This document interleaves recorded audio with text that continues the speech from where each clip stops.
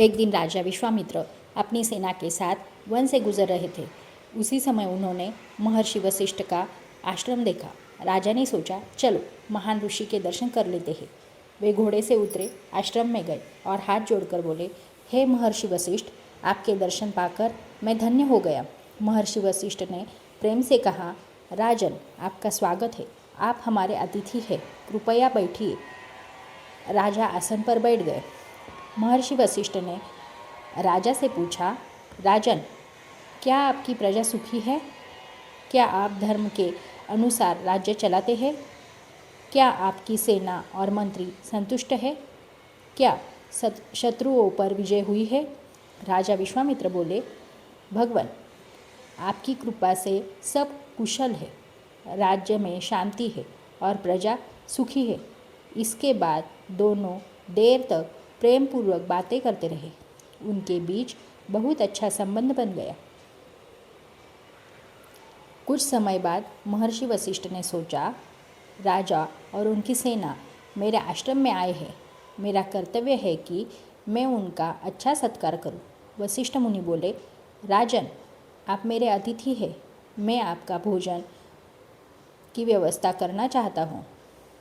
राजा बोले, महर्षि, आपका दर्शन ही मेरे लिए सबसे बड़ा भोजन है। आपको कष्ट करने की आवश्यकता नहीं है। लेकिन वशिष्ठ मुनि ने मन में निश्चय कर लिया कि वे राजा और उसकी सेना को भोजन कराएंगे। महर्षि वशिष्ठ ने अपनी दिव्य गाय को पुकारा, हे शबला, मेरी कामधेनु, आज राजा विश्वामित्र और उनकी पूरी सेना मेरे अतिथि है। तुम उनकी सेवा में भोजन उत्पन्न करो। कामधेनु बोली, हे महर्षि, जैसा आप चाहेंगे वैसा होगा। अचानक आश्रम में अद्भुत दृश्य दिखाई दिया। कामधेनु से तरह तरह के भोजन उत्पन्न होने लगे। चावल, रोटियां, सब्जियां, मिठाइयाँ, फल, दूध, शरबत, जो भी सैनिक चाहता था वही भोजन उसे मिल रहा था। राजा और पूरी सेना ने भरपेट भोजन किया।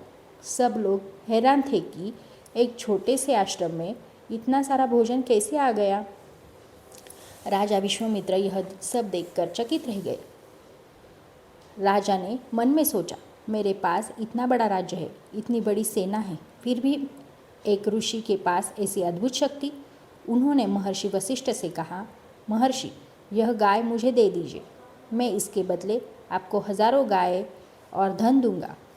महर्षि वशिष्ठ बोले, राजन, यह कामधेनु मेरी तपस्या का फल है। मैं इसे किसी को नहीं दे सकता। राजा को यह बात अच्छी नहीं लगी। उन्होंने कहा, अगर आप इसे नहीं देंगे तो मैं इसे बलपूर्वक ले जाऊंगा। महर्षि वशिष्ठ शांति से बोले, हे राजन, बल से कुछ समय के लिए जीत मिल सकती है, लेकिन असली शक्ति तपस्या और संयम से आती है। यही से राजा विश्वामित्र को समझ आने लगा कि राजा की शक्ति भी ऋषि की तपस्या के सामने छोटी है। यह घटना राजा विश्वामित्र के जीवन को बदल देती है। उन्हें महसूस होता है कि राज्य और सेना से बढ़कर तप और ब्रह्म ज्ञान की शक्ति होती है। यही से वे तपस्या करने का निश्चय करते हैं और आगे चलकर राजा से महर्षि विश्वामित्र बन जाते हैं। इस कथा से हमें यह सीख मिलती है कि अहंकार इंसान को गलत रास्ते पर ले जाता है। असली शक्ति ज्ञान और तपस्या में होती है। अतिथि का सम्मान करना हमारा कर्तव्य है।